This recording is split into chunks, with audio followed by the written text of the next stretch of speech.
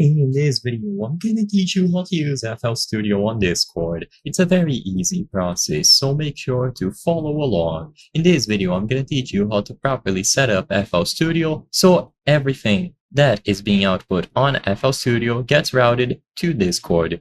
So in order to set this up, you will need to download an additional program. This is the VB Cable Virtual Audio Device. Essentially, it's going to add a virtual playback device that you can use to route all sorts of audios from different apps and software, including, of course, FL Studio. So by using this, we will be able to route the audio from FL Studio into Discord. It essentially acts as a middleman. So download this, and once it is installed, you will have a new playback and recording device available.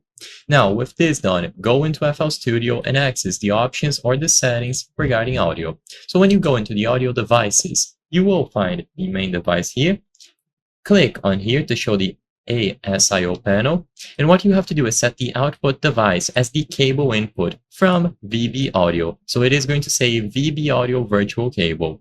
Once the output device is configured like so, now you have to configure Discord. The input device on Discord should be the cable output. So basically, this audio here from FL Studio will be output to the cable input, which consequently is going into Discord. So essentially it goes from FL Studio, like I mentioned, then it goes into the cable input from VB Audio, and then goes into Discord. There's no secret to this. And now you will be able to use all sorts of effects, route your voice, record your microphone, and so on. As long as the input device is set up correctly on Discord, you will be good to go.